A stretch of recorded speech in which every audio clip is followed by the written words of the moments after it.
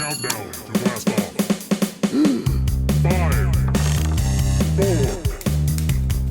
3, 2, 1.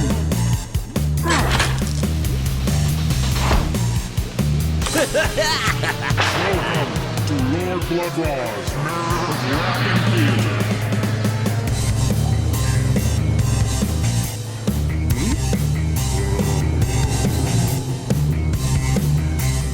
Lord Blood-Rah, good! Welcome.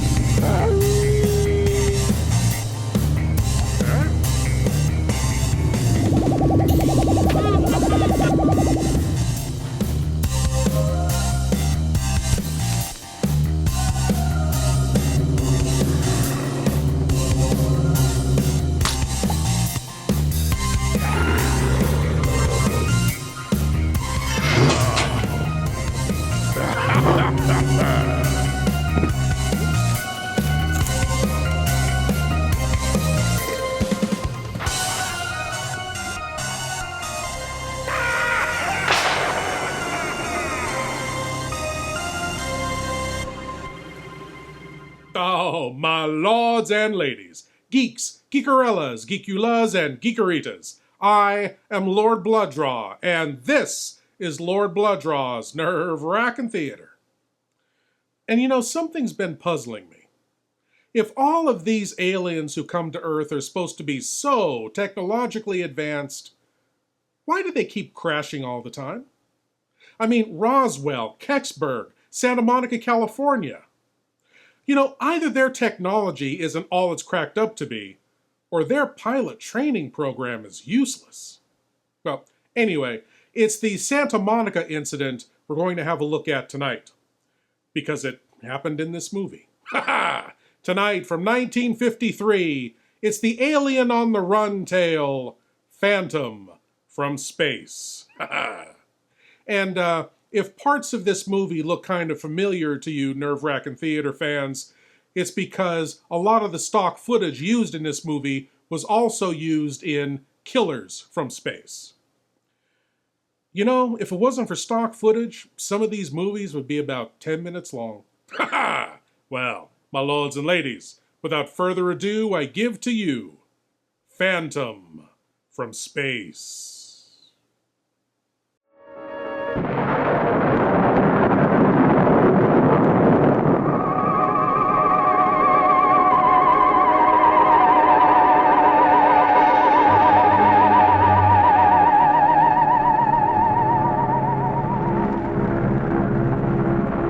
This is Washington, D.C., and in the files of the Central Bureau, there is a story so strange in its implications that it defies ordinary classification. It is the story of a handful of people who, in the course of one desperate night, held back a wave of panic and pandemonium. It began after sundown, time 7:15, as Flight A Coast Patrol from Travis Field was returning to base, when the nightly Air Force transport pointed north toward Japan via the Great Circle route. While at sea, the Navy and Coast Guard maintained their usual round-the-clock vigil. And from the equator to the Arctic, the radar network swept the skies with eyes that never sleep. Time, 7:19. An unidentified object was picked up 200 miles southwest of Point Barrow, Alaska. 7:27. Unidentified object confirmed at Fairbanks, Alaska. Heading south-southeast, 170 degrees. Height, 75,000 feet. Estimated speed, 5,000 miles per hour. White warning. 7:39. Unidentified object 200 miles due west of Vancouver, British Columbia. Course 170 degrees. Height 60,000 feet. Estimated speed down to 3,600 miles per hour. Yellow warning. 7:54. First interceptor flight airborne. Point of interception, 80 miles due west of San Francisco, California. 7:55. Unidentified object past point of interception. Red warning. 8:11. Morro Bay, California. Height, 50,000 feet. Estimated speed, 2,000 miles per hour. 8:15. Santa Monica, California. Height, 10,000 feet. Speed, 1,200 miles per hour. 8:18. All traces of unidentified object gone. Red warning lifted. By 8:25 at the Los Angeles branch of the Communications Commission, reports of strong interference with radio and television reception began to pour in from the beach area. The monitors went to work immediately. Mobile units were ordered to converge on the vicinity of the disturbance. Pinpoint direction finding devices began to trace the trouble to its source.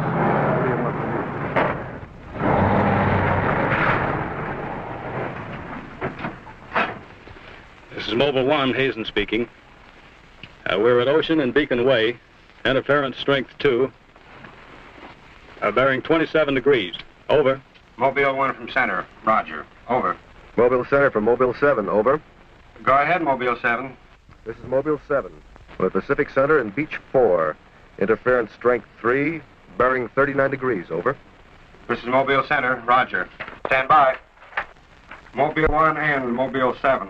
From Mobile Center, point of interception estimated 3 miles north of surf. Repeat, 3 miles north of surf. Acknowledge. This is Mobile 7, roger. Mobile 1, roger. Mobile 7, roger, we're going out. Okay, Charlie, let's get moving.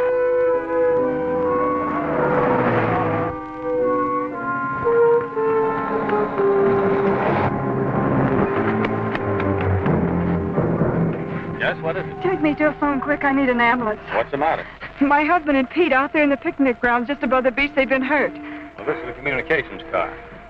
I'll phone it in from here. I'm Mobile 1 to Central, over. Did you make that out, Charlie? Not a word. I'm Mobile 1 to Central. I can't reach you. Repeat. They must be getting us all right. I'm Mobile 1 to Central. Have an ambulance sent to beach at surf. Emergency. 2 men hurt. Acknowledge. Roger and out. I'm sure they'll be here soon now.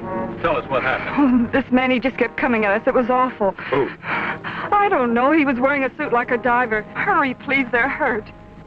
Charlie, you better wait here. I'll go down and take a look. The young woman's hysteria became obvious as they reached the picnic grounds at the beach. There was no sign of the mysterious intruder, and little could be done for her husband and their friend until the ambulance arrived.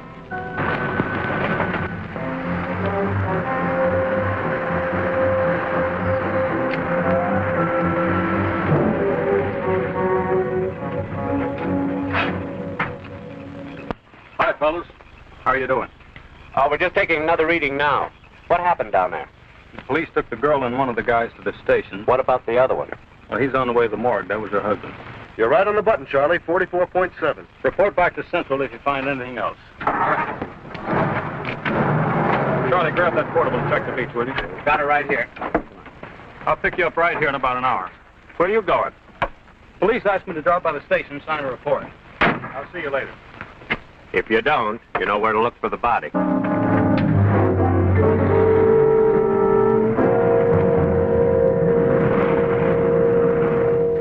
Like I said, we were just starting to eat when we heard something tracking through the sand toward us. I looked up and couldn't see anything. Then Betty screamed. At what? I thought you couldn't see anything. At first we couldn't. Then this guy started toward us. What kind of a guy? How should I know? He was wearing some kind of a helmet over his head. He could have been a deep-sea diver or anything. All right. After you saw this diver, what happened? Well, we jumped up. Ed, that was Betty's husband, yelled at him to stop. But he just kept coming. I never saw anything like it. He didn't say anything. He just kept moving in. Then you say he attacked you. We didn't give him a chance.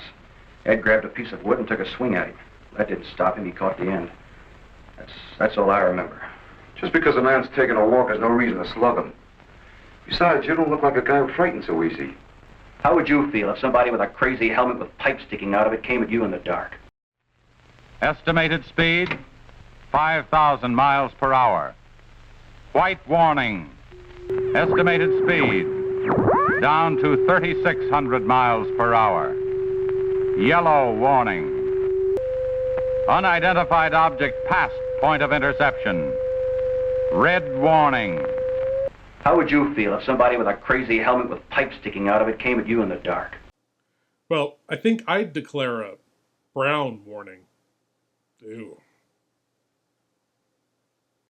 Would you like a personalized, one-of-a-kind video message from Lord Blood-Rah for you or your loved one?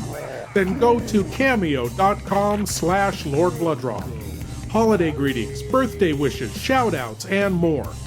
Get a personalized video message from Lord Blood-Rah, only at cameo.com.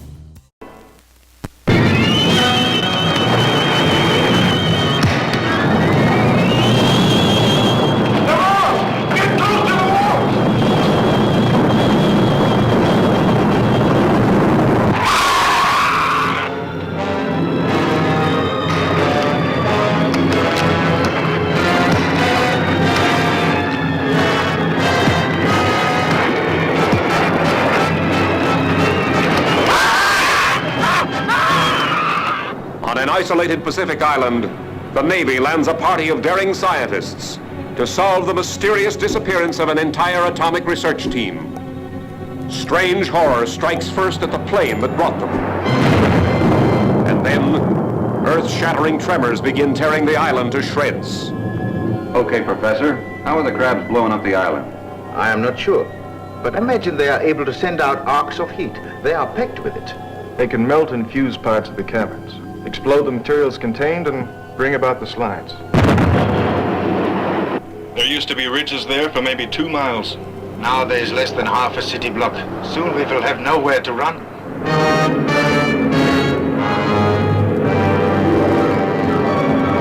Fathoms deep among the terrors of the mighty Pacific, daring skin divers brave undersea perils that stagger the imagination. Here are monsters with razor-sharp claws that hand grenades and dynamite cannot stop. Nor searing fire and flame, nor tons of crushing rocks, as mankind faces its last desperate chance.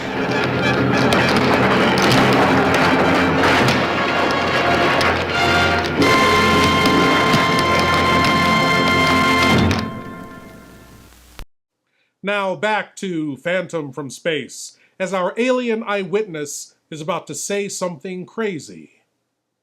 I know this sounds crazy, but there wasn't any head in that helmet. No head. No head at all. It's the truth. I think you need some coffee. I don't want anything. It's all the same to you, Lieutenant. I've got to pick up one of my men at the beach. Okay, thanks for coming down, Hazen. Hope I didn't put you out. No trouble. So long. You too. All right, let's start at the beginning. How well did you know the dead man? And his wife? Betty and I went to school together. I knew Ed a year. How long were they married? About a year. Wasn't her husband a little older than she? I don't know. But you said you and Mrs. Evans went to school together. Then you never discussed anything personal with her? She did mention he was older, yes. How much? 15, 20 years. What difference does that make? That wasn't too hard now, was it? Where do you live? 629 and a half East Palm Court. Why? That's where the Evans live, isn't it? Yeah, I board with them. You do, huh? Now, Mrs. Evans is a good-looking woman. What are you trying to say?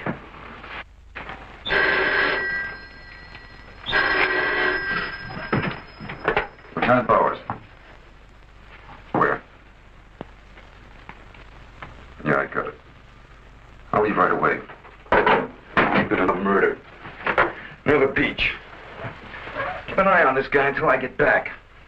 What do you mean? You'll stay right where you are. At least until Mrs. Evans feels well enough to talk. What do you want from her? Oh, I just want to see if your story checks with hers. After all, you went to school together, remember?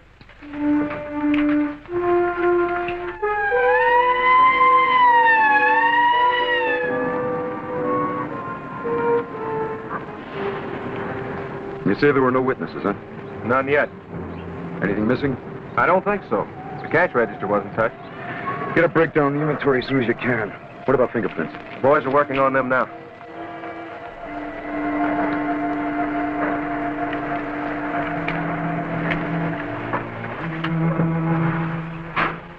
Sorry I'm late. What kept you so long? The lieutenant asked me to hang around a while. Well, what's the score? And looks like one of those things. Pretty girl, older husband, young boarder. Kid claims some guy without a head knocked the old man off. You don't say. Anything else? Yeah, he had a diver's outfit with horns.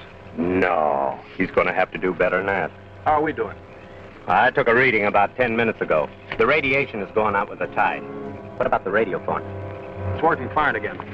I just got a call from Central. They said Mobile 7 picked up some new trouble northeast of here. Here we go again. Hop in.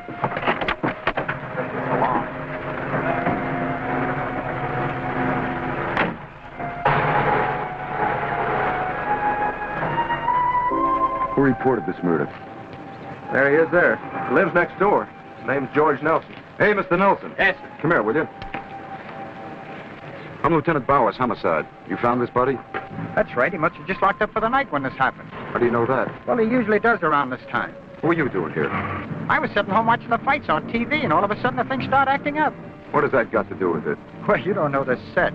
You know, it wouldn't work at all when I came home to supper. Then all of a sudden it cleared up fine. So I thought, well, I'll get set to look at the fights again, and all of a sudden out it goes again. So I thought maybe the battery station down here was overcharging the circuit, and so I came down to take a look, that's all. Hey, don't you ever quit work? What's up this time? Another murder? What are you doing here, Hazen? Same as before. Still trying to track down that signal interference. Hey, does that stuff work on TV, too? Well, it has been for hours. What'd I tell you? What's the matter? Seems to set one on the blink. Well, at least we know we're on the right track. How'd you make out with that boarder? You're still sticking to a story. The guy had no head. Well, I'll be seeing it. So long. Right. Watch out. Hey.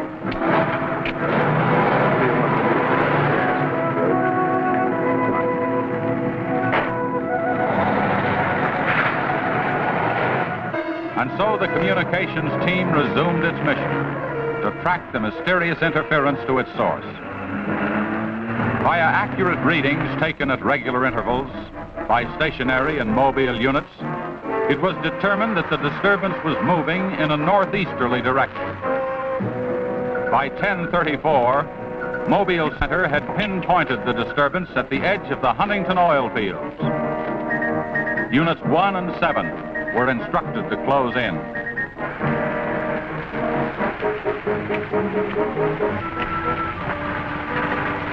Hey, Charlie, do you see what I see? Yeah, the oil field. Let's hope our trouble's burning up. Well, there's only one way to find out.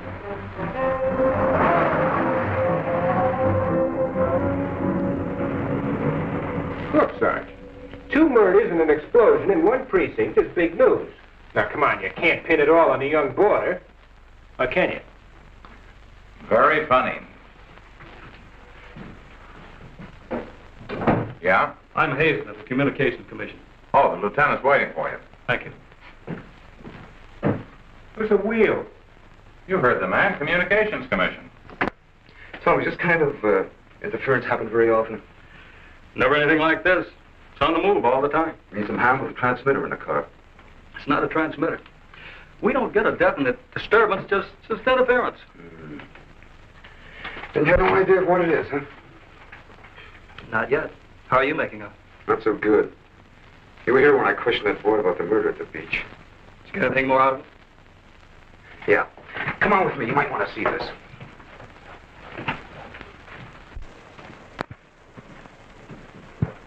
I see you're just about done. Thanks, you can go now. Are you sure this is what the man looks like? What do you say, Betty? Well, just about, only I think the tubes were a little lower down. And you still insist there was no head inside the helmet? I'm positive there wasn't. What about you? Well, it was dark. I couldn't swear to it. Thanks, that'll be all. You mean we can go now? Yeah, for the time being. Just stick close to home. I may want to see you again tomorrow. We'll be there. Come on, Betty. Kind of changed your mind about those two, haven't you? Yeah, I guess I have. Hey, look, bring in the old man, will you? Don't tell me you believe this story about this whatever it is. I know it sounds as phony as it ever did. But, oh, sit down, will you, please? You're the watchman at the Huntington oil fields? Oh, yes, sir. I've been with the company for over 22 years, sir. Yeah. Will you tell Mr. Hazen here exactly what happened? Well, sir, like I said before, I was just closing the gate for the night when I saw this fella coming up. I was never so scared in my life. Yes, go on. Well, it wasn't the man so much as the suit he was wearing. Well, he wouldn't stop when I hollered at him. He just pushed his way right in there through the gate and walked right up to the tank. Now, you carry a gun? Did you try to stop him? Oh, well, he was much too close to the tank. I was afraid to shoot. So I thought I might call for help. And just as I got to the shack, the tank blew up. Oh, you should see this sight. Yeah, sir, can you give us a description of this man? How would you say he was dressed? Well, sir, like I said before, he wore a sort of pliers, not outfit, with a helmet attached to it. How tall was he? Oh, he was a giant of a man. And he had tubes sticking out of that thing, that helmet he wore. Can you tell us what his face looked like? Well, sir, though you got pretty close to me, I could swear the man had no face. Now, if you saw this man again, would you recognize him? I mean by his outfit. Oh, I'll never forget that sight if I live to be 100, sir. Would you say this is the man? Wait, sure, that's him. Thank you very much. You may go now. All right, sir. Thank you. Well, Hazen, what do you say now? Beats me. The descriptions check all right. This could be some kind of flying suit. High altitude equipment. Yeah, that's what I've been thinking. Well, how do you explain that stuff about the missing head? No, we can discount that. These people were frightened. This night, nobody really took a close look at it. I guess you're right. But whoever he is, that outfit doesn't look like one of ours. Of course, he could have been dropped by parachute.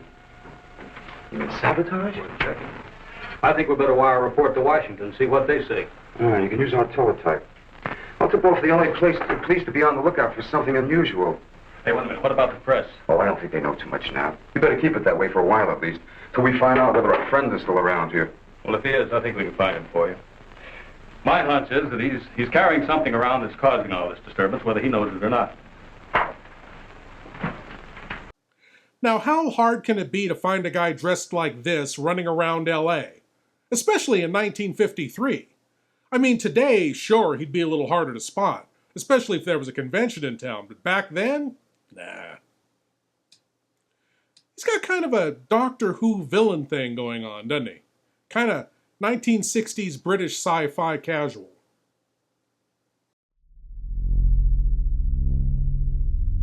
Do you love horror, science fiction, B-movies, horror hosts, old-time radio, just plain spooky stuff? Then you should sign up at patreon.com/Lord Blood-Rah. You'll be supporting the production of Lord Blood-Rah's Nerve-Wrackin Theater, presenting the best, worst, and wildest horror films ever made. Lord Blood-Rah's Nerve-Wrackin Auditorium, featuring the best of old-time radio horror.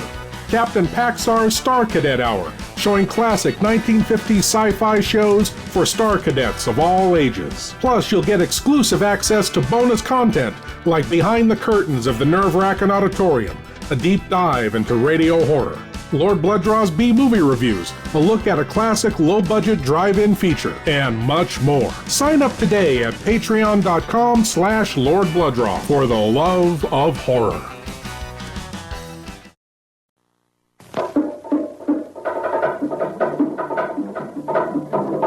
Coming to this theater soon, The Beast of Yucca Flats. Filmed on the burning hot sands by Yucca Flats. See terror, panic, murder. See the Cardoza and Francis production of The Beast of Yucca Flats. See a man turn killer. See a woman ravaged. See one of the most exciting movies ever made. See The Beast of Yucca Flats.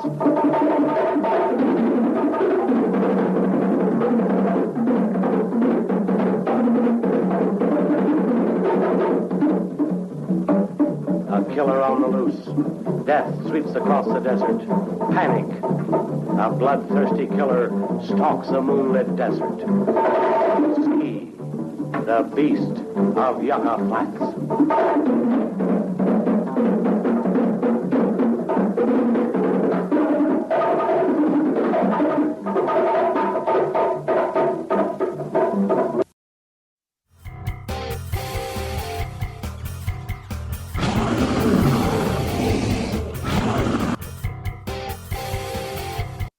Yeah.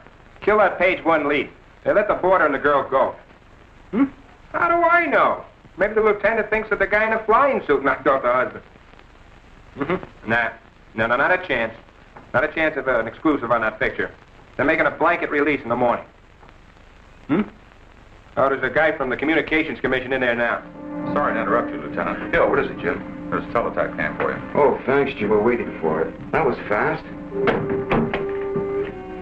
Well, here's our answer. Looks like they never sleep in Washington.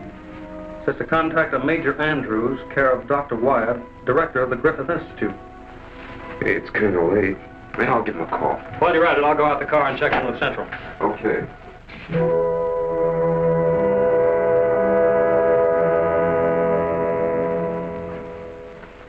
Well, that's the story up till now. We got in touch with Washington. They told us to contact you here. Very interesting. What do you think, Doctor? When I see something like this, I understand why you gentlemen might have thought sabotage was involved. Lieutenant, are you sure there were no traces of this saboteur, this X-man, found after the explosion in the oil field? Fire department went over every inch of the area. Didn't come up with a thing. Well, then there's a strong possibility that he might have perished in the explosion itself. I doubt that. We're pretty well convinced this man is carrying something that's responsible for all the signal interference.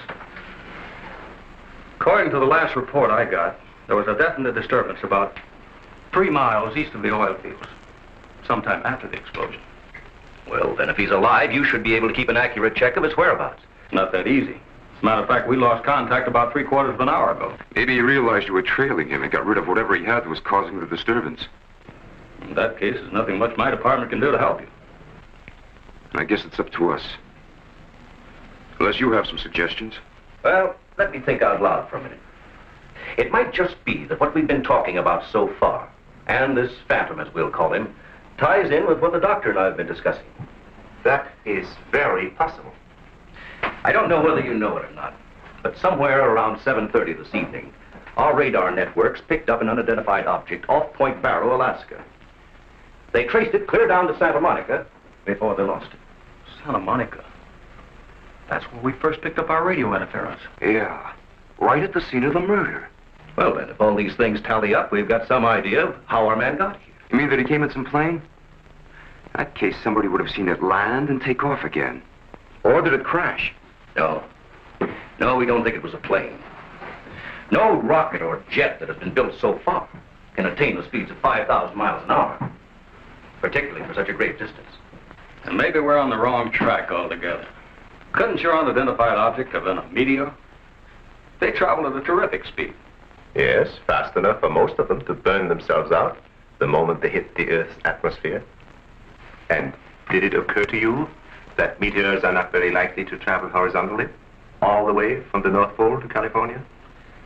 Well, if it wasn't a meteor, or a flying missile of some type, how do you figure this phantom ties in? We're not sure that he does. I don't care what you say, but it doesn't make sense to me.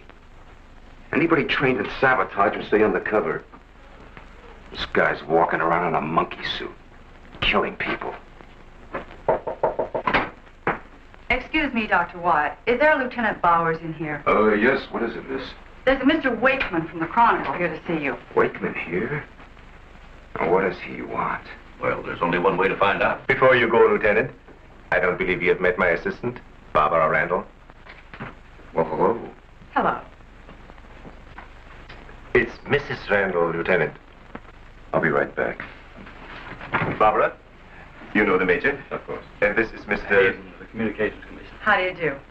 Well, I see you are working a little later tonight than usual. Yes, my husband's teaching a late class, and he won't be able to pick me up for a while. Besides, I had some work to do in the lab. Well, at least you'll have lots of company. All right. So I shouldn't have come up here. But I gotta get your angle on this Beach murder.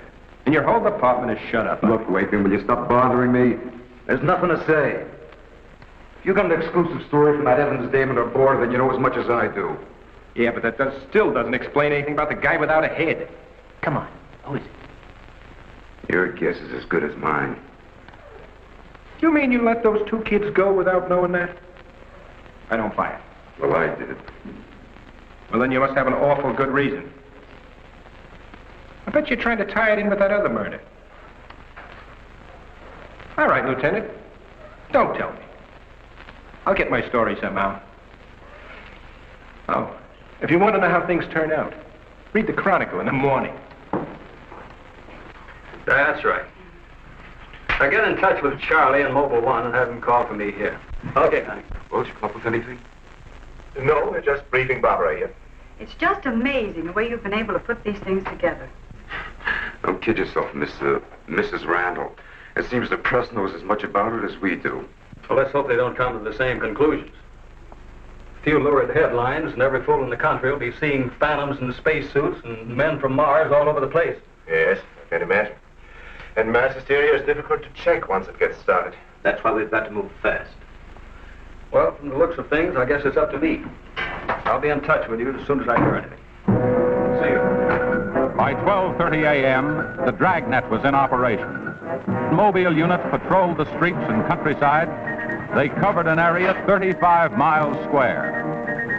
Special and sensitive equipment was prepared for action. Everyone on the job was ready to move on the first signal from the Communications Commission. Monitor Corona to Mobile Center, strength 4, Brickyard at 160th, moving toward oil fields. Contact your units. Over and out. Units 1 and 7 from Mobile Center. Units 1 and 7 from Mobile Center. Strength 4, interference at 160th in the oil field. Moving due east. Close in. Repeating, strength 4, interference at 160th in the oil field. Close in.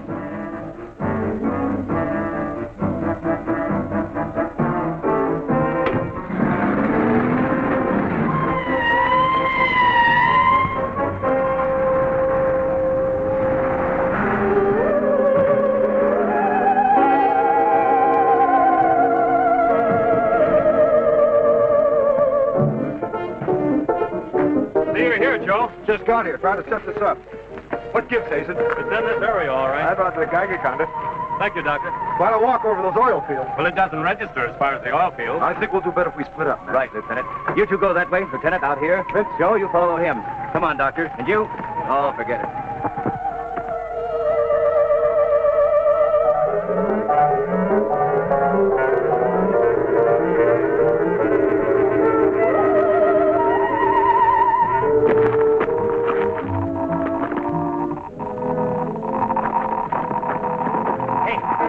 Look at this. Yeah, points this way. Hey, Joe! Joe!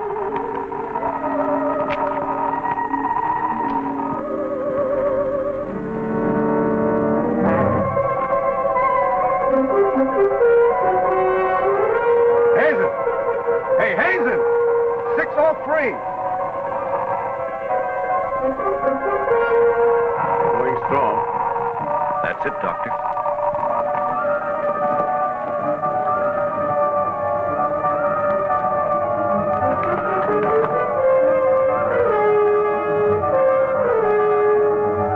Leading this way.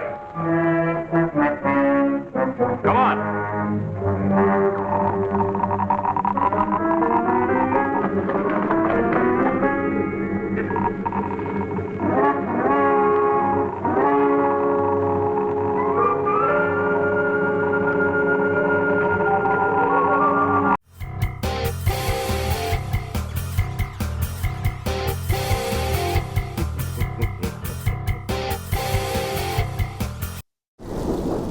Old-time radio horror.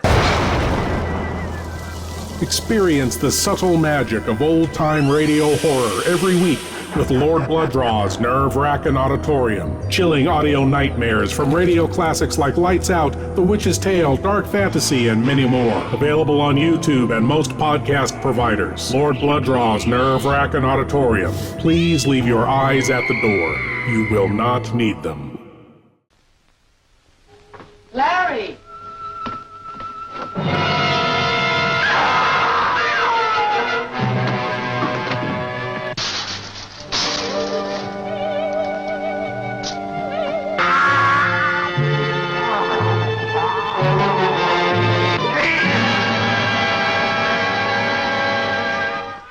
From the exotic geisha houses of Tokyo to the back alleys of the Ginza Strip comes the terrifying news of a fiendish creature that threatens to destroy all who stand in his way.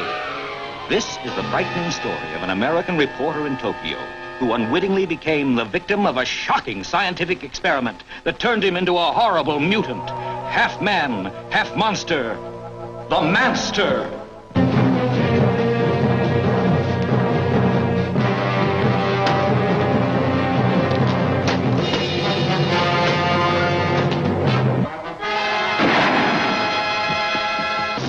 What happened? He got away. I think I know where he's going, to Tara's. Follow me. Right. There's panic in the streets as the unheard-of terror of a half-man, half-monster runs wild through the city. There he goes! Don't miss the Manster, a genuine thriller in the most frightening sense of the word.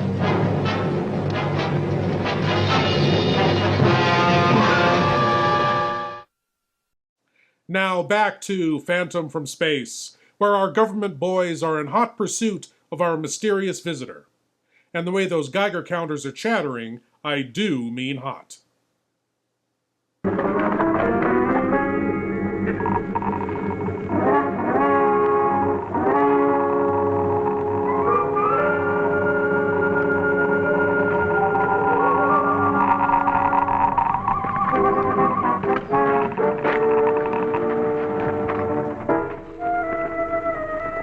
This way. Come on.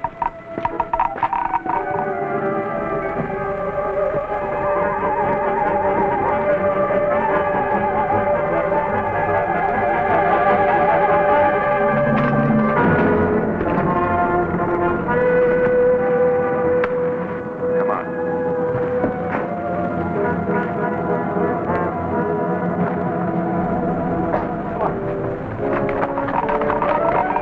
It's moving strong. That's right. Checks with me. Sure does. He's here. We saw him. There he goes. Come on! Fred. He's gotta be around here somewhere. Yeah, we gotta get on the roof. Vince, go get a ladder. Look out! Let's cut him off! Come on. They're on here.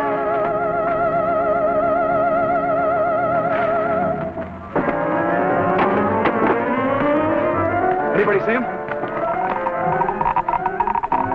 There he is.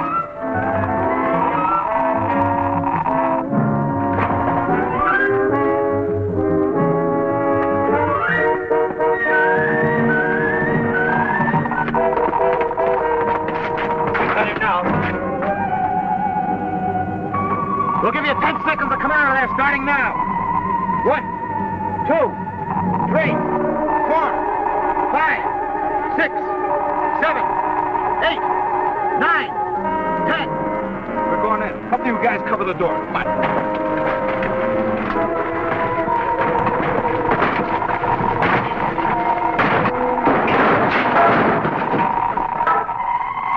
There's nobody in here. Possible. We saw him come in. Maybe he went out of the window. We won't get very far. Don't touch anything till we check for fingerprints. Oh, doctor, over here.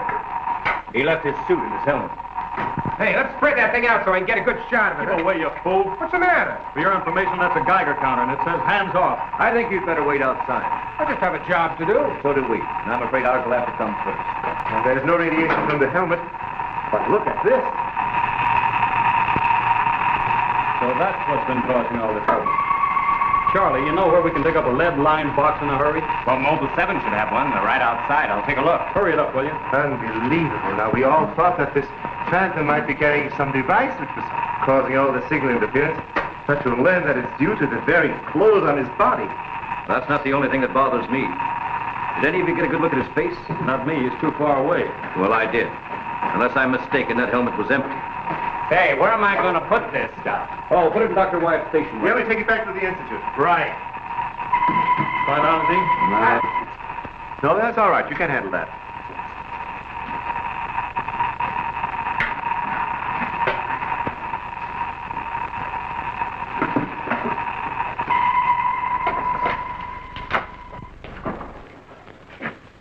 Any luck? Not a sign of him. The boys are still searching the grounds. For what? Nobody knows what he looks like without that outfit. I'll bet on that, Major. The reporter got a flash picture of him, and I just happened to borrow that film. It's on its way to headquarters right now to be developed. Good. Send us a print as soon as you can. Sure. Lieutenant, are you sure you don't want to come with us? We want to make a few tests at the lab. I'd like to, Doctor. But you know the situation. I gotta get that guy. Let me know how you make out, will you? Yeah, we'll do that, sure.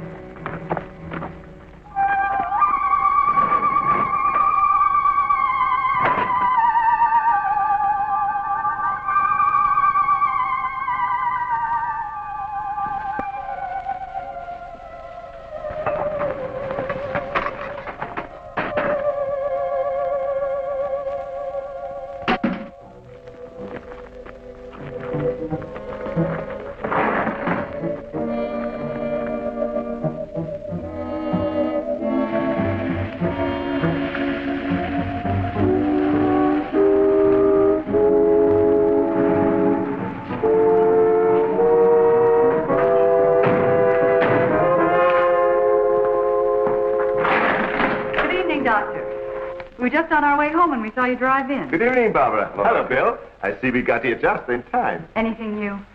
Lots of excitement, but that's all. Major, you know Barbara's husband? Oh, of course. How are you? How are you? Hey, it's a nice-looking dog you've got there. What's his name? His name? Venus. Say, Bill, I hate to ask this, but something important has come up, and I wonder, can we borrow Barbara for about an hour or so?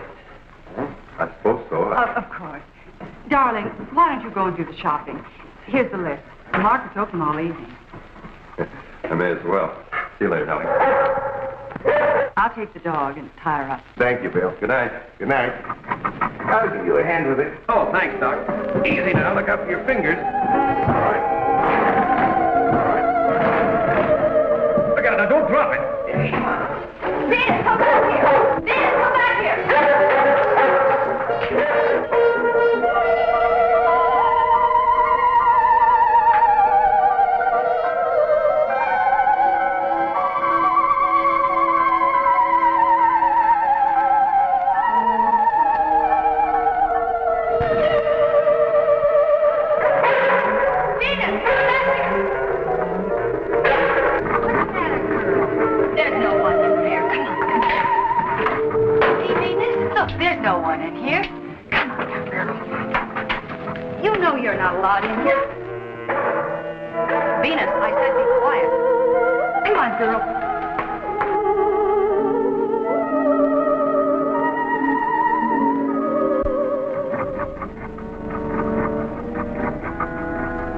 Now you stay right here, Venus, and I don't want to hear one sound out of you.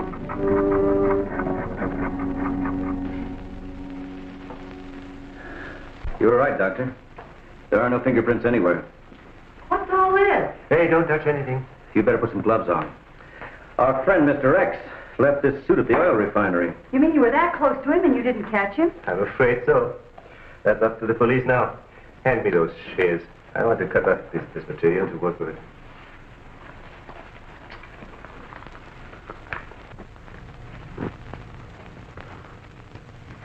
Say, you better have those sharpened. But I just bought them. Well, Here, try this knife.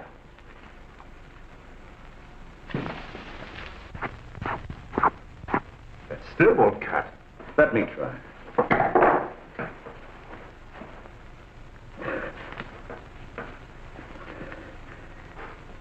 This stuff is tougher than nylon.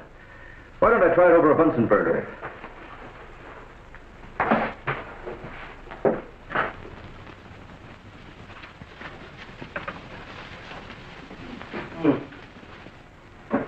doesn't burn either. Let's take a look at it under the microscope. Look, it's magnetic. Magnetic? Here, I'll- Radioactive. And apparently indestructible. Thank you.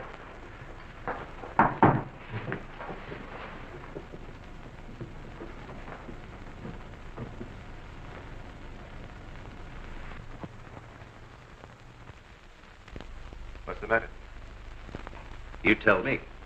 Take a look at that weed.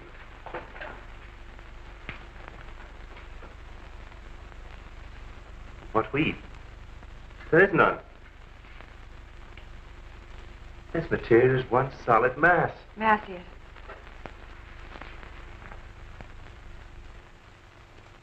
Why, you're right. It must be some sort of plastic. No. I'd say it's a metallic substance of some kind. Well, I've seen a lot of interesting alloys, but never anything like this. Let's try an acid test. All right. Go ahead. Careful now. We'll only take a drop or two. It repels acid like a raincoat repels water. Why, there's no reaction. No reaction. Why not try something like this?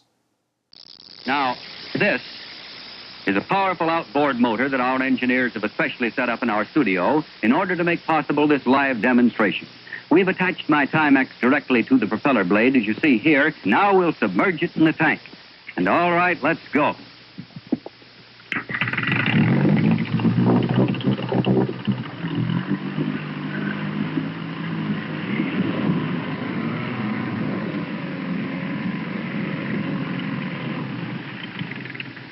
Now, just imagine. The Timex watch on that propeller, let's lift her out, has been slashed through the water on that blade to the tune of 4,500 revolutions per minute. What a test for a waterproof, shock-resistant watch. It was such a test that it threw the watch off in the tank, and I'm very sorry about that, ladies and gentlemen, because we had it all arranged so you would get a picture of that sweep hand still working, as it did perfectly during numerous rehearsals here tonight, I assure you. I know because I have stood in water at least 6 times this evening, and the watch has functioned perfectly each time. Try the outboard motor test. I don't know what we'd learn from it, but couldn't hurt. It's kind of fun to watch. See what I did there? Watch it. Yeah. The human duplicators. A fiendish conspiracy by the masters of the galaxy to invade our planet with human-like robots programmed to kill. Yes, Mr. Martin. Androids. Superhuman robots.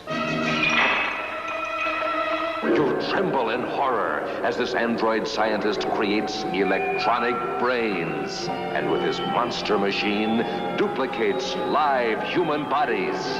Do you have any human emotion? Ardent lovers become mortal enemies when one is duplicated and ordered to hate, to murder.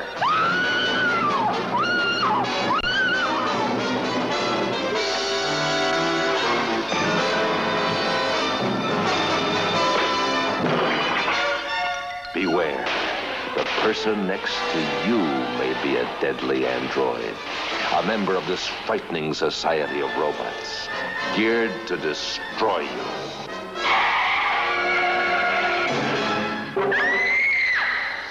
Beware of these cruel, heartless machines they call androids.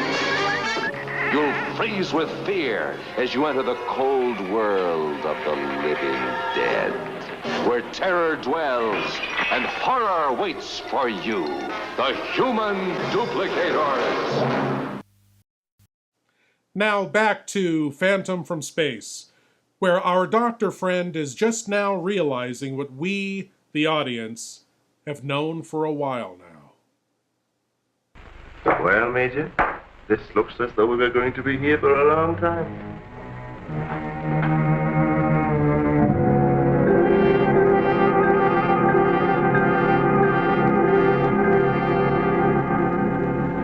Now we have it. The helmet is not radioactive. The suit is. There is no doubt. This spacesuit is conditioned to function above 63,000 feet, where human blood would boil, resulting in the body expanding to twice its size. And death, of course. I know. And it must withstand pressure and counterpressure. Also, it must be so supercharged it can function in thin atmosphere. Now, let's see what it is that is left in its breathing apparatus. Well, how are you doing? The gas from the helmet tank breaks down to 11% methane. Ordinary marsh gas? What's the rest of the formula? No, that's where I'm stuck. I can't figure it out. It just doesn't respond to any of the usual tests. Well, how could anyone exist on that combination of gases? You and I couldn't. But apparently someone can. Doctor, are you trying to say that our X-Man doesn't breathe oxygen and hasn't the metabolism of a normal human? I really don't know. From what we've seen, he has some physical characteristics which make him appear human. But added to them is this fabulous radioactivity that none of us could stand. I am puzzled.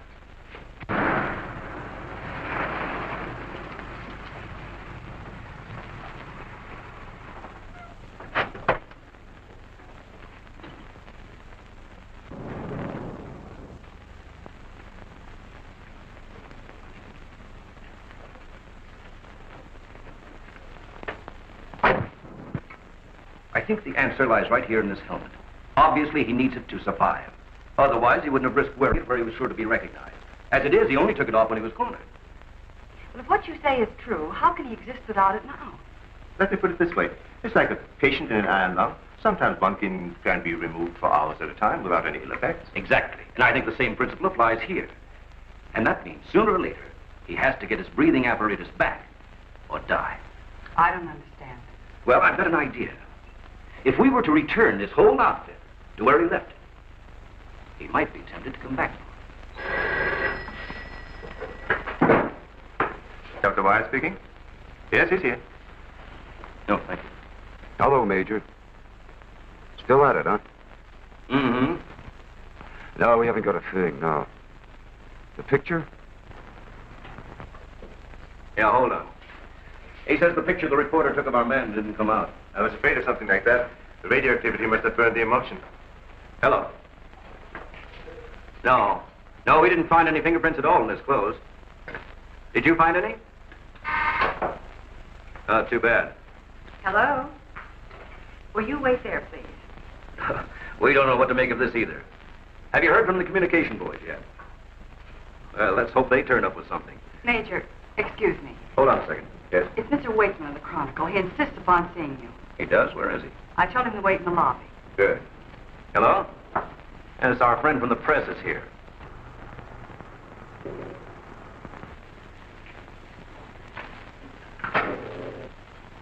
Don't worry, I wouldn't dare let anyone in on anything.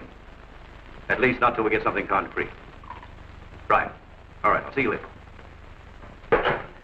Well, I guess I'd better see this newspaper man. Want to come along, Doctor? I think I will.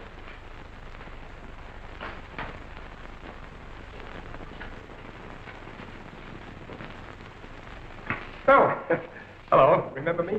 Certainly, yes. Nice lot of gadgets you got here. We think so. What's on your mind? Well, I was wondering if you might let me take a couple of pictures of that suit you brought up here. I'm sorry, we can't do that. Oh. Well, now, look, I got a wonderful picture of the guy running in the shack, and the lieutenant stuck his nose in my business, and what do I get? A blank.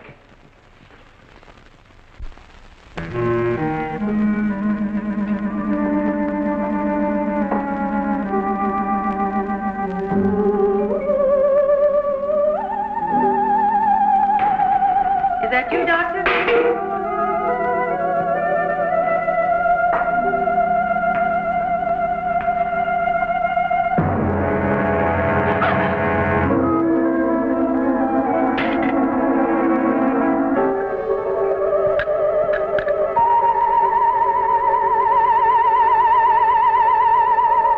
Well, you must have some lead on this guy, otherwise you wouldn't have brought that suit up here. Well, let's just say we were curious.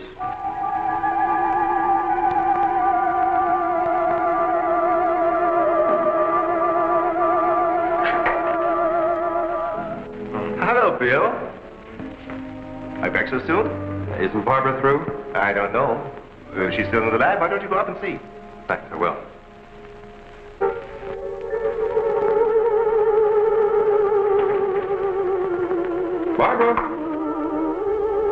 Are you in there? Bill, listen to me. I'm not alone. Someone is in here with me. I can't see him. He locked the door and has the key. I'll break the door down. No, Bill, don't, please. You better get help. You mean I'd come all the way up here for nothing? I'm afraid so. Good night. Yes. Good night, Mr. Wakeman. Good night.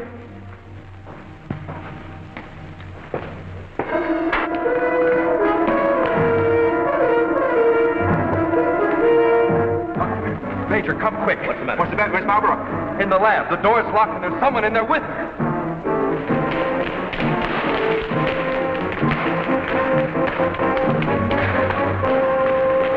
I thought you said the door was locked. It was. She's gone. Oh, cover the main entrance. That's the only way anybody could leave. I will. Well, in that case, we would have seen her on her way up. Well, then she must still be in the building. We'd better split up. I'll take the roof. Barbara! Barbara! Barbara! Barbara!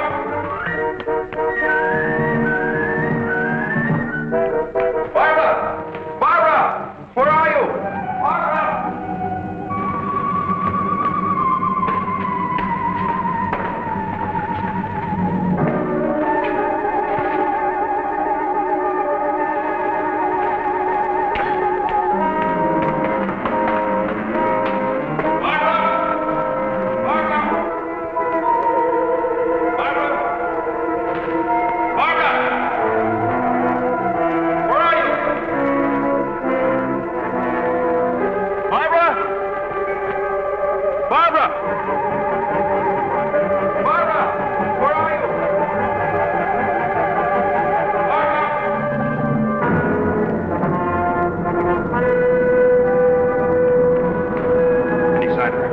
Not yet.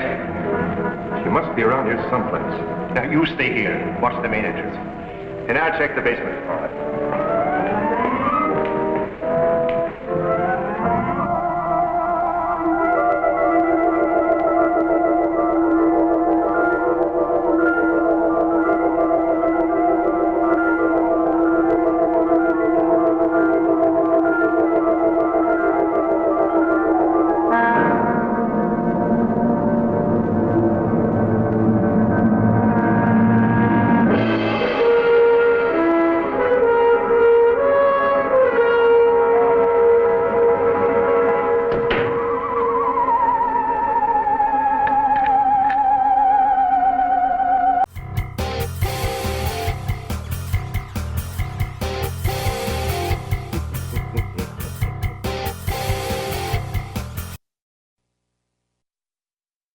Dance, baby, dance, come and dance with me. Hear the beat of the pounding sea. Ride, baby, ride, come and ride with me. Let your feet go easy and free. What do you make of this? Where does the other end go? It dumps into the ocean. It looks exactly like the South American Fantigua fish. I hope you can take one alive, Sheriff. I still believe that a human clawed that girl to death. The Beach Girls and the Monster, starring John Hall, Sue Casey, and the glamorous Watusi dancing girls from Hollywood's famed Whiskey A Go-Go nightclub. Music by Frank Sinatra, Jr. You got a monster in the surf. Yeah, yeah. Chicks, do you have a problem?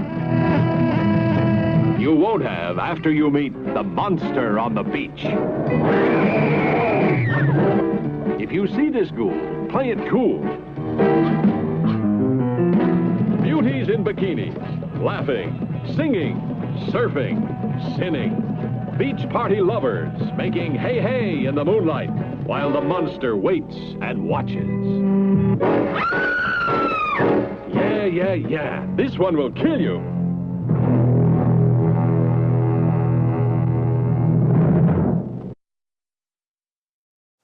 As we return to Phantom from Space, our government boys are searching for Barbara, who has been kidnapped by our invisible alien invader. She's not up there. Where's the doctor? He went down to the basement. Here he comes. You didn't find her? No. I'd better call the police. But there's no telling what could happen to her in the meantime. Now, take it easy. We're doing the best we can. But she said she was locked in, and she couldn't see who did it. Can you explain that? No, not yet.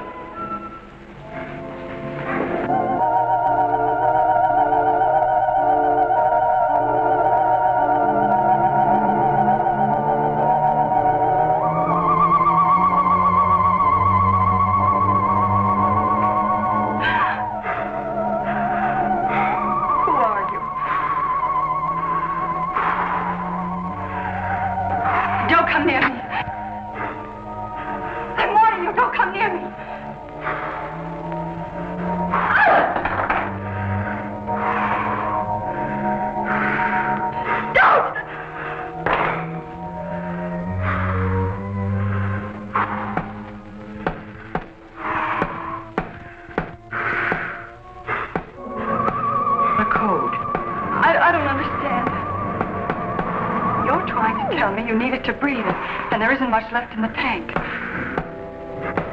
1, 1, 2, 1, 1, 2, 3.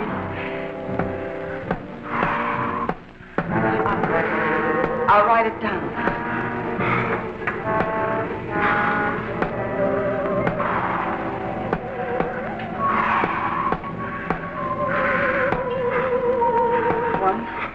One, 2. 1, 2, 3.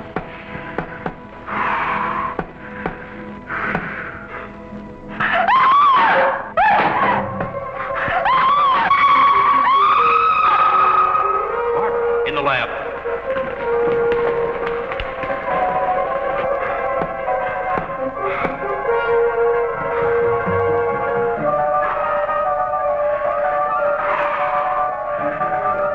No, please don't. She's in there. Barbara! I can see his hands in the ultraviolet.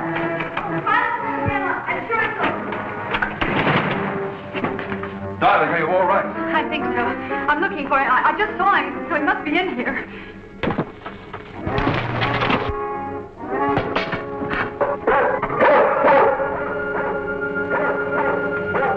Steady feet to the ground. He would be killed. I'd better go.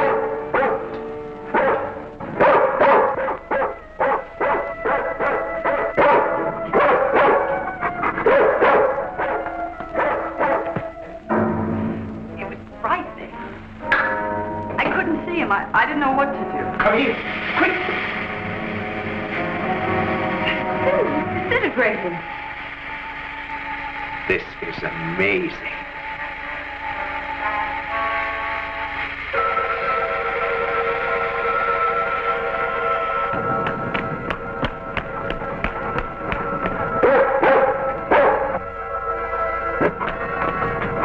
Now, quiet down, Venus. Quiet down. Down.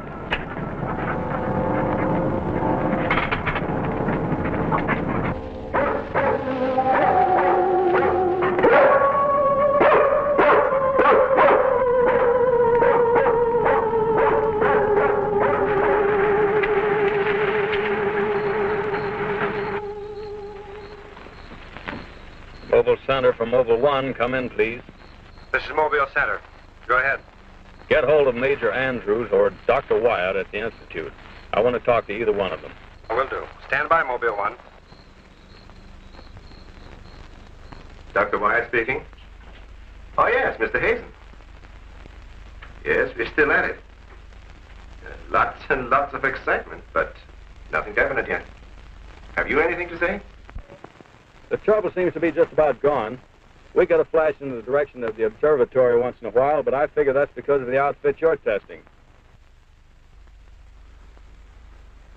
Yes. Lieutenant Bowers ought to be here any minute. Of course. How long will it take you to get up here? Good. See you then.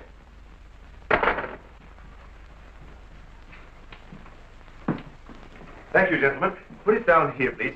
Barbara, putting that cord in over there. Now you're going to see... I have to resort to ultraviolet light in order to show you what little there is left of the spacesuit. you can see, it has reduced itself to this liquid and it is in an evaporating stage. The helmet is in the lab and still intact.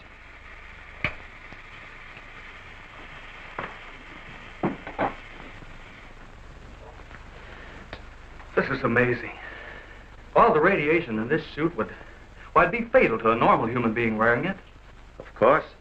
And furthermore, our respiratory system could never simulate gases such as we have found in that breathing device.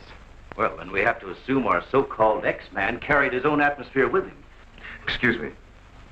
But as a matter of curiosity, why do we refer to this thing as a him? I thought it was invisible. Under normal conditions, yes. Yet, Mrs. Randall did see the imprint of a large foot and a masculine hand under ultraviolet light. How do you explain that? I don't know, but the human body is composed of various elements with a carbon base. Like coal? Yes. Now, suppose we maintain the same chemical composition in the body of the X-Man, but substitute silica for carbon. Silica, that's glass. Exactly. Now, it is possible that the body with such a base, if it were subjected to an atmosphere foreign to its origin, might appear invisible to our eyes. Are you trying to say, Doctor, that we're not dealing with a human being? I didn't say that. On the contrary, all the evidence points in the opposite direction. Toward a superhuman with an intelligence far superior to our own. How can you tell? First of all, Mrs. Randall saw that he has a hand with digits like our own fingers and a thumb opposing. That alone is a sign of intelligence. And he comes from a civilization that has developed adequate space transportation to enable him to travel to Earth. We have nothing yet that can reach even another planet in our own solar system. That could account for the unidentified objects picked up by radar a few hours ago. My theory is that the spaceship, or whatever it was that he came in, operated on the principle of magnetic rather than atomic propulsion, and that somewhere in the outer limits met with a condition where the Earth's gravity pulled it down and it fell into the ocean, and that he managed to save his life and reach shore. You really can pick up any type of communications interference, no matter how weak the signal may be. Sure thing. We were on his trail from the minute he left the beach. I never knew you carried such sensitive instruments in your car. What you told us is very interesting, Doctor. But I've got to make an official report to headquarters. Are you willing to be quoted that the criminal we're after is a creature from another world? All I can say is, we know that our Earth is not the only planet capable of sustaining life in one form or another. You can quote that. All I've got to go by is some footprints in a hand. That isn't much. No fingerprints, no description, no nothing. And we're after a killer. Has it occurred to you that our X-Man has no apparent motivation for his acts, and might therefore not be an intentional criminal at all? You have a point there. Hey, wait a minute. Come to think of it, the young boarder we suspected, he did say that the girl's husband threw the first punch. So? So that could have been enough to provoke the strange creature. And the same could have happened at the second murder. Sure. But what about the fire in the oil fields? Evidently, our man sensed the presence of some gases, which he thought might be utilized in his breathing apparatus.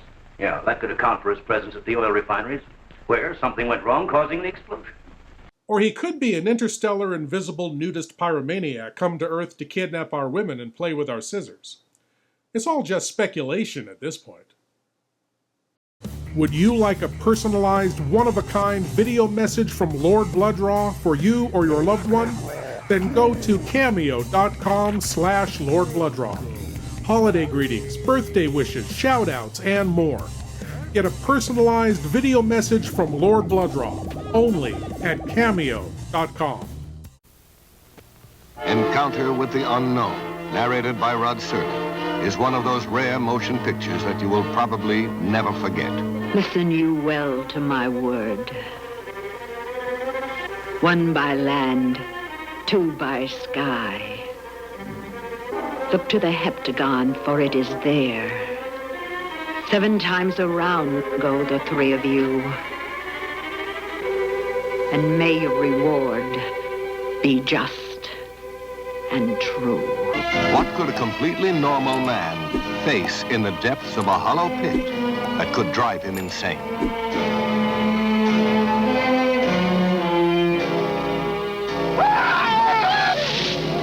Can a young woman return from death to haunt her parents for decades? If you like the truly mysterious, be sure to see Encounter with the Unknown, a really remarkable film that brings you some true, bizarre, and inexplicable events. An exciting, mysterious movie narrated by Rod Serling, Encounter with the Unknown, a picture you don't want to miss.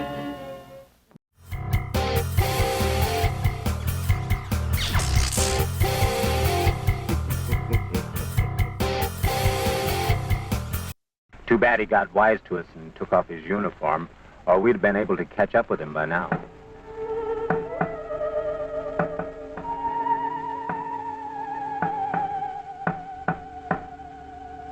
No, he didn't utter a word. But I'm convinced he was trying to convey a message to me. He kept tapping out a code. I wrote it down. Let me see that, please. Doesn't make sense. Well, it may be based on some mathematical system we know nothing about. But he was trying to tell us something. Why did he run away?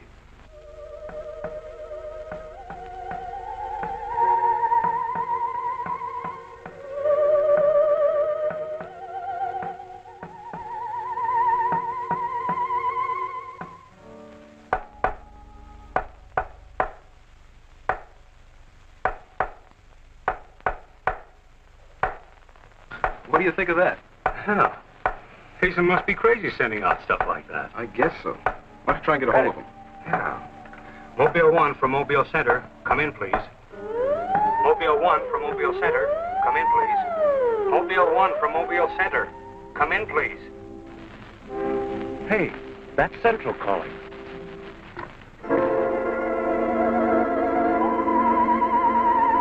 You better stay here by the car. I'll go tell Hazen. Yes, Colonel Powell. Of course, I'll mail you a complete report first thing in the morning. Yes, sir, thank you. Oh, and I'm awfully sorry to disturb you so late at night. Right, good night, sir. He's around here, this invisible guy. He was in the car. How do you know? I was talking to Randall outside when I heard Central calling. Before I could get over to answer, I saw the door open and shut by itself. He's desperate. For all we know, he could be trying to send a distress signal to his home base, wherever that is. Well, let's hope he doesn't get through. We've got enough problems with just one of those guys. Well, at least we know he's around in the vicinity, and it's obvious what keeps him around. Of course. He's got to come back for what little gas there is left in his helmet. And when he does... Oh, please, the most important thing is to take him alive. If we can only make each other understand, there's no telling how much science can profit. I'll go along with that, Doctor. But I've got to make sure that once he's cornered, I'll be able to hang on to him. I think we're all agreed on that. All right, good, then we must see it from his angle. He's in an alien world. No doubt we are as frightening to him as he is to us. Now, the most important thing, then, is to keep calm at all costs and do nothing to provoke him. Immediately, a simple plan to trap the Phantom went into operation. All obstacles to his entry were removed.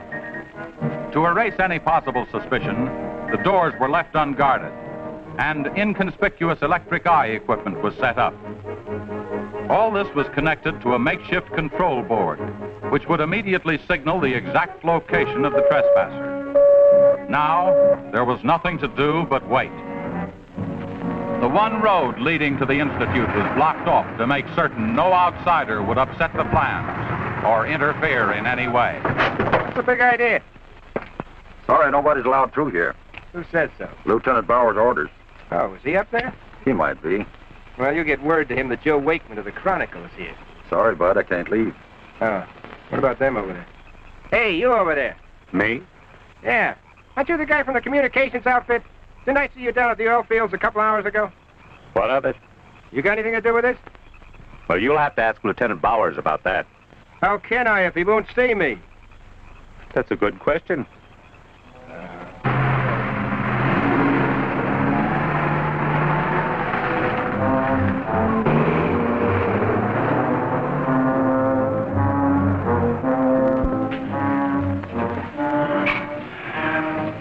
Well, it's 3:45. He's sure taking his time.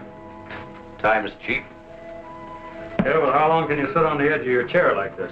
All year if we have to. I only hope this mechanism works. It will, unless he flies in between the wires. I wouldn't take any bets that he can't. Well, if everything else fails, we still have Venus here to help us. You know, I'm certain she sensed his presence before. That's why she carried on so.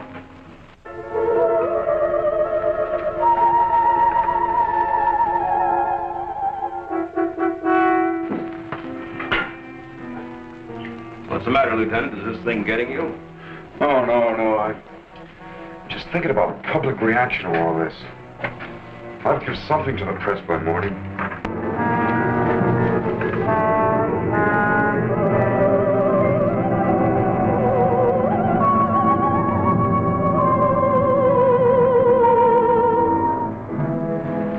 You know, ever since I was a kid, I wanted to be a pilot. Then after I got my wings and had had 75 missions, I thought I'd seen everything. Now, after all this, I know I haven't seen anything. He's here. The back end. Let's head him off. No, take it easy. Don't try.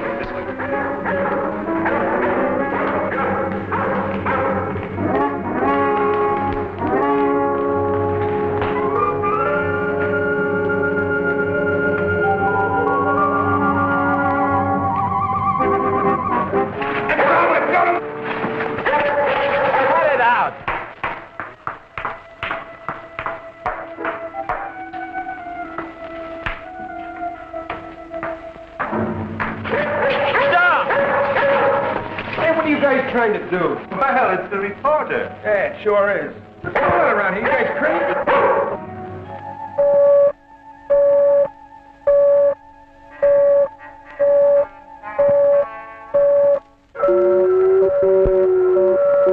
How'd you get in here? Oh, that don't make any difference. Come on, what's up? What's going on?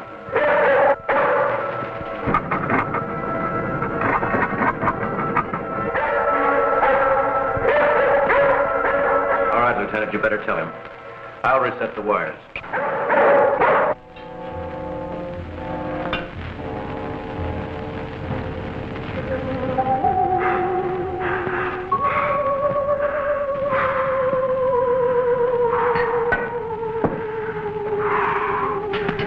Don't be afraid. We want you to live. Don't you understand? Can't you speak? Can't you say something, anything, in any language? Can't you whistle, hum, make rude noises with your armpits, something? No? Just the tapping, huh? Yeah, poor guy. Invisible, misunderstood. Why do we refer to this thing as a him? I thought it was invisible. Hey, that's a good point. Now, it could be a she. Mrs. Randall did see the imprint of a large foot and a masculine hand. Okay, then it's a big she. A big alien gal out there in the big galaxy just trying to make it on her own. Kind of like a big, hulking, invisible alien Mary Tyler Moore. You know, I think I need to see a doctor.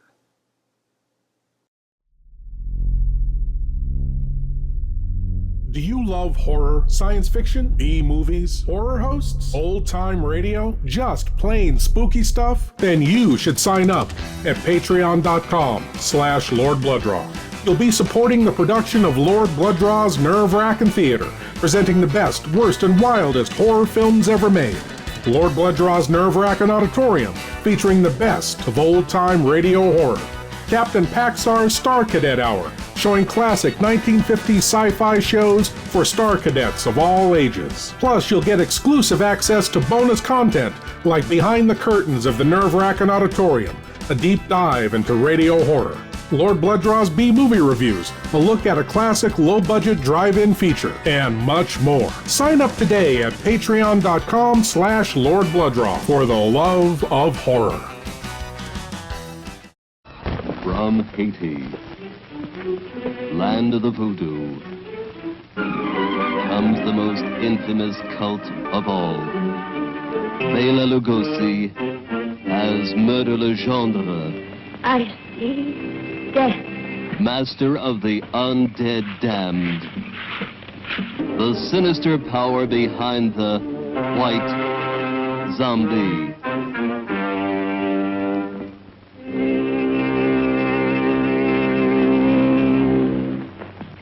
Zombies? Yes, they are my servants. This soul killer takes men from their graves to be his slaves.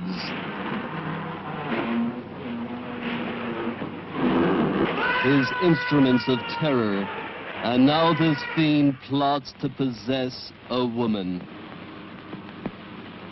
Only a pin boy, a silver mark, and a glass of wine, or perhaps a flower.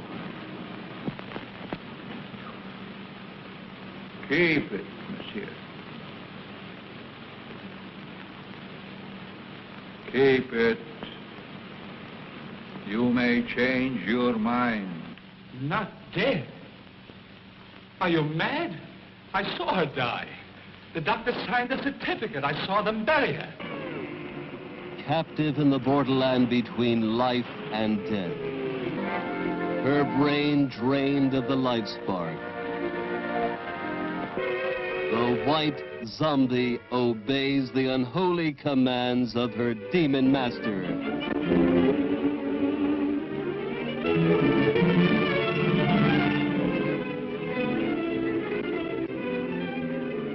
As mindless creatures carry out his cursed will, terror explodes in horror and heartquake. Zombie! Allez, allez! Never eyes so evil, never powers so potent, never magic so black. Bela Dracula Lugosi as the master of the white zombie.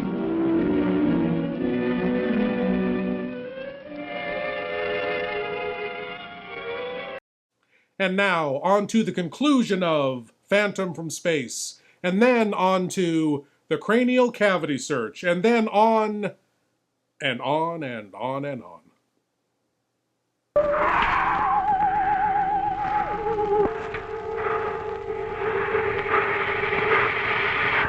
Listen, everybody. He's in the lab with me now. He's in the lab with me now. Venus, be quiet. The door's unlocked. Hurry, he's having trouble breathing. I don't think he can last much longer. And please, don't let Venus get at him. And walk in quietly. Quiet, Venus.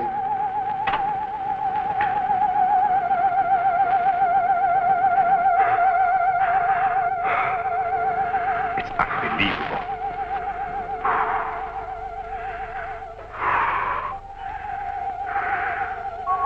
You see, there's nothing to be afraid of. Nobody wants to hurt you.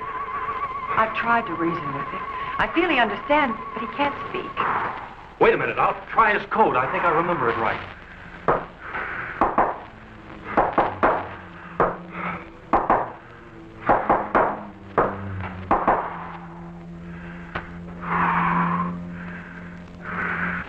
Better plug in the ultraviolet light.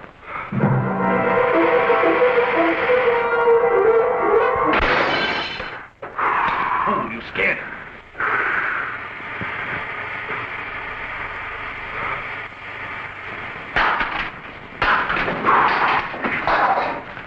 Look, there goes Venus.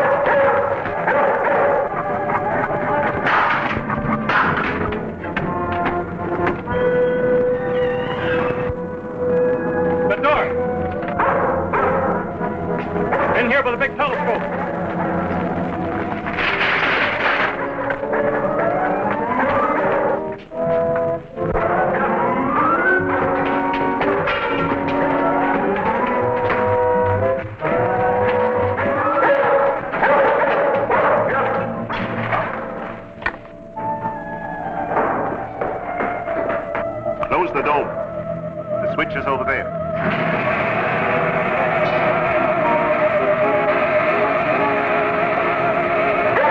Smoke senses something. Quiet, Venus. Well, if he's in here, he'll never get out now. Door was closed. This is what I've been waiting for. Please, Lieutenant.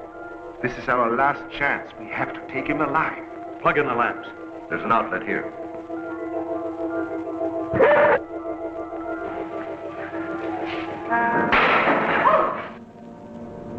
He must be up there.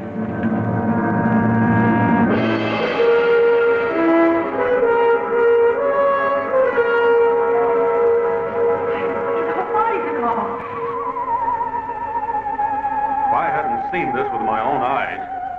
What do we do now? Stand back.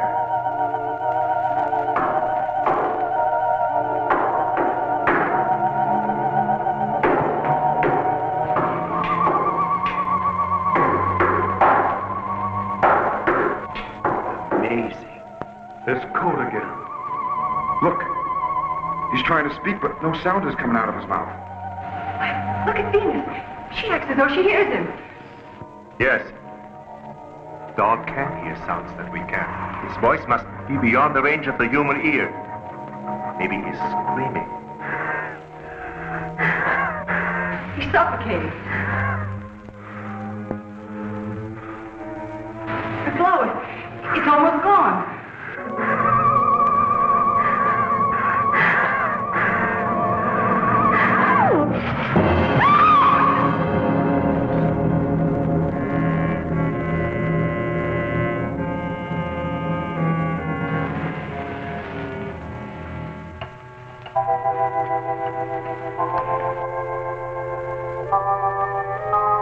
We won't need these lights anymore.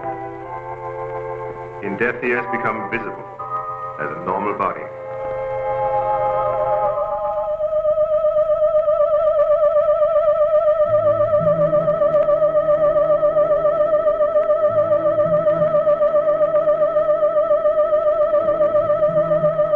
Look.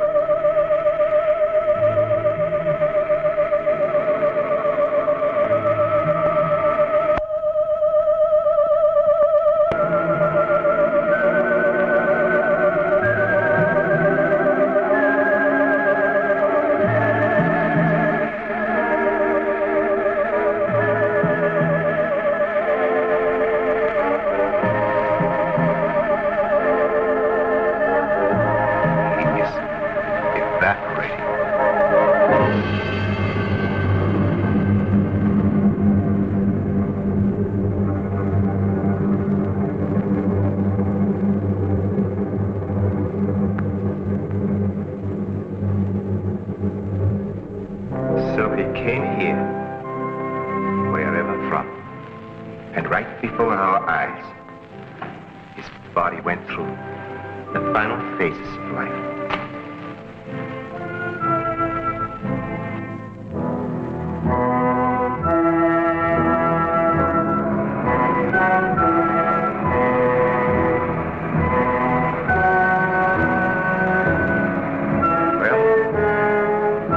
It's morning.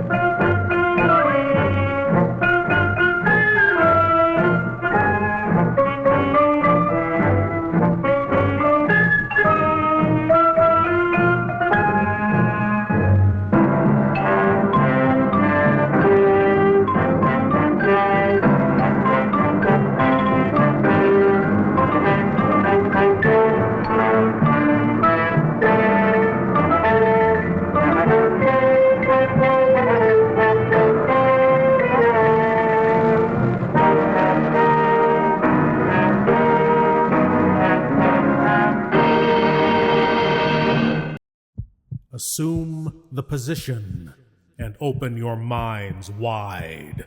It's time for your Cranial Cavity Search. Yes, my lords and ladies, the Cranial Cavity Search. Here's a chance for you great geeks out there to prove your geek cred by showing what you know. And tonight's Cranial Cavity Search question is, in the groundbreaking 1951 science fiction classic, The Day the Earth Stood Still, an alien comes to Earth to warn we humans about the dangerous course our society was taking. The alien's name was Klaatu. But what name did he take while hiding out amongst us humans? A. Mr. Wolf. B. Mr. Hunter. C. Mr. Warner. Or D. Mr. Carpenter. Ha ha! What name did Klaatu take while here on Earth? We'll find out after these unearthly interruptions.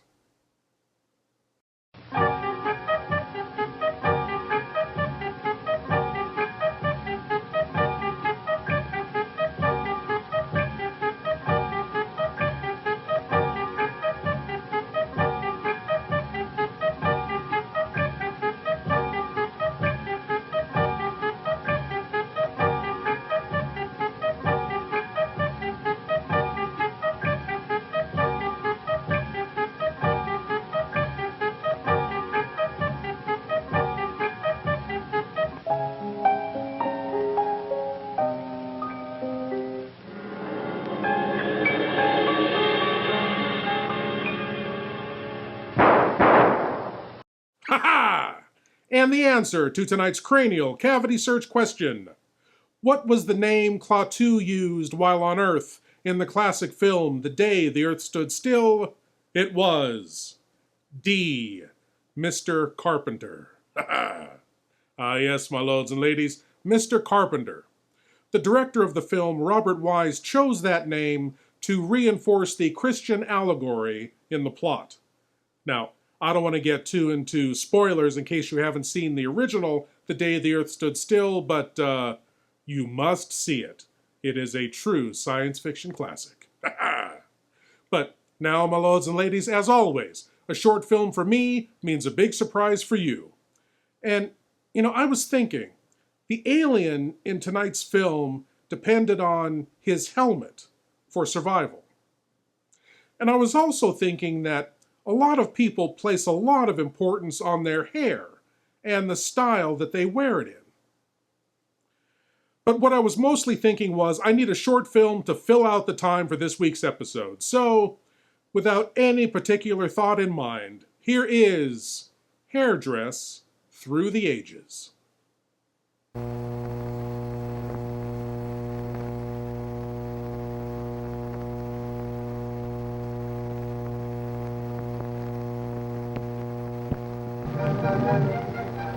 Well, here we are back in a cave on the banks of the Dordogne River in France, thousands of years ago. And there's plenty of hair, as you can see, on the gentleman, but no hat and no hairdo to speak of. That hair is really interfering with his business. Nearby, the cave woman, his wife, is grilling a fish over an open fire. Now, the caveman is very plainly bothered by that hair that is growing so plentifully on his head in all directions. Suddenly, he looks over toward the fireplace and he sees the surviving backbone of a fish that has been eaten. And it gives him an idea.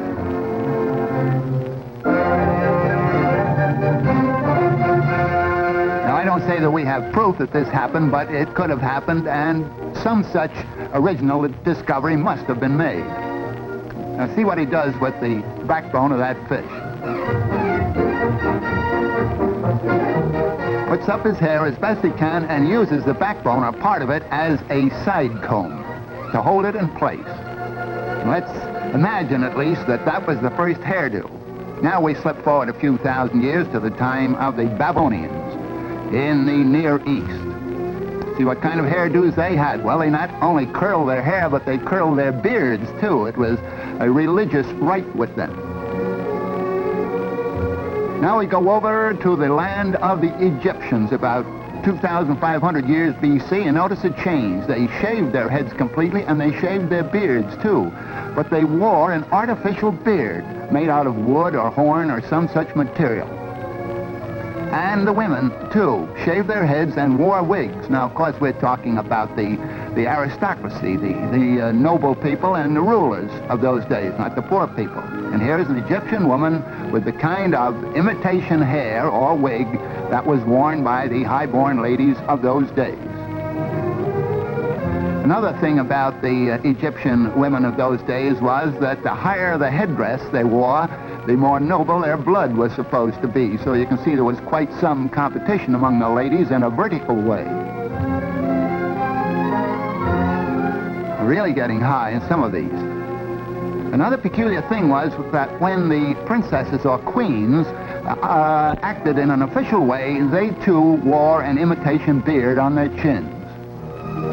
Now we're coming forward to the Grecian days. And of course we know all about these from drawings and paintings of the old days and written descriptions. And many of these pieces, by the way, are actual survivals of those periods and have been preserved in antique shops and in museums. This is the Greek style of hairdo.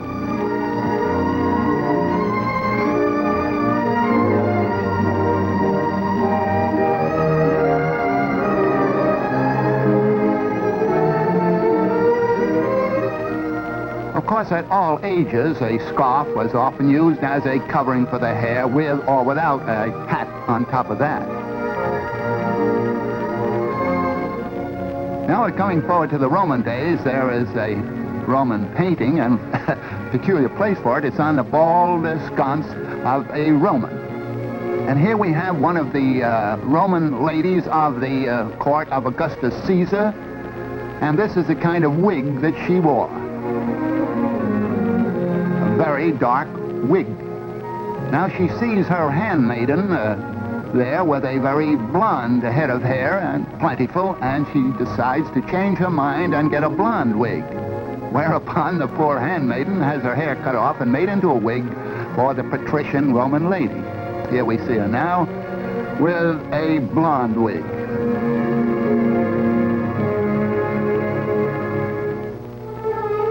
Well, we'll step forward about 1,000 years into the beginning of the medieval period.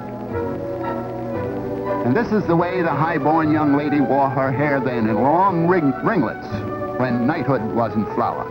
Of course, when she got married, she wasn't allowed any such frivolous decoration. Had to put her hair up in braids that were covered like this. Of course, the braids may not be quite as long as the covering would indicate.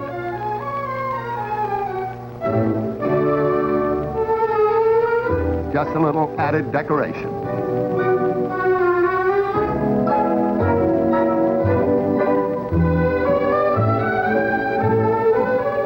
Just another example of the scarf wrap around. This young lady does not have a toothache or an earache. She is just increasing the wrapping around her hair on her head, and it gradually got to an exaggerated fashion.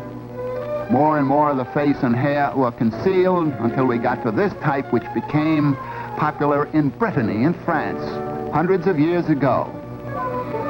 And then we had also in medieval days a sort of dunce cap idea. And once an idea was formed, why, they carried it out to the extreme. So here we have the double dunce cap, and even further the triple and quadruple dunce cap idea.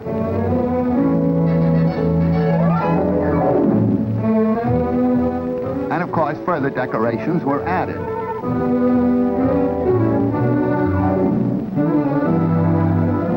This is a millinery display of the medieval period.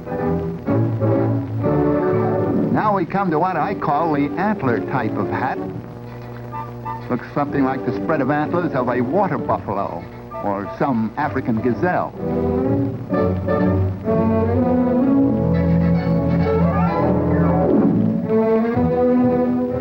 And this might be the ox type of decoration. This was popular, by the way, in England, about the time of Ivanhoe and Richard the Lionhearted. Only for high-born ladies, of course. And then, of course, the men weren't going to be completely left out of the picture. Here's a gentleman with a tall vertical hat. And just in case of a change in the weather, notice that he has a different type of hat slung over his back.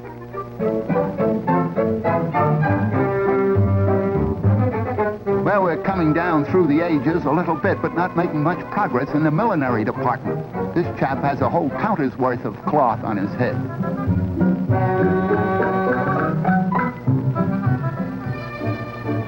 Now, this is on the neat side, but that hairnet is studded with precious jewels. In this case, it's the first cost and not the upkeep.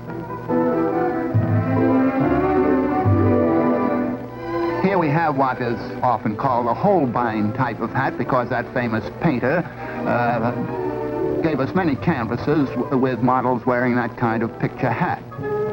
But Franz Hals and other famous painters also gave us their studio portraits with the same type of millinery decoration. Here's quite a different type. The hat is small, but the beard more than makes up for it.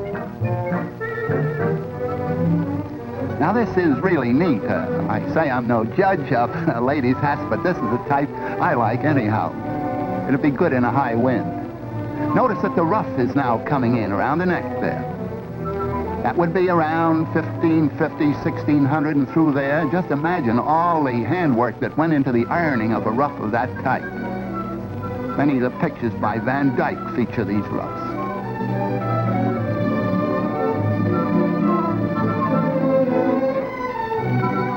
Here we're going into the vertical decoration again. You notice how it switches from the horizontal to the vertical and back again. High, low. Oh, and also we are coming into the corseted era, and in some of those old days they actually wore iron corsets. Of course, the whaling captives soon relieved the iron of its duty by bringing in the whalebone. This is just a simple country costume. I'm glad to say they've relaxed on that iron stuff. And here we have a lace bodice and a straw hat.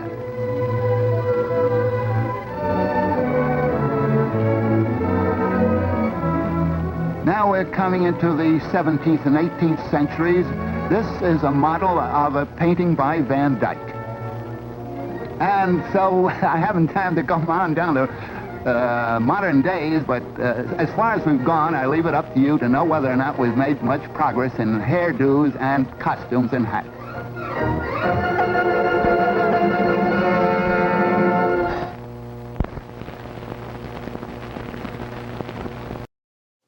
Have we made much progress in hairdos and costumes and hats? Does it matter? Not really. Don't even know why I asked. Well, my lords and ladies, I want to thank you all for watching, and I want to invite you all back again next week when we'll do whatever this is all over again. Ha ha! As always, I am Lord Blood-Rah saying, geek out.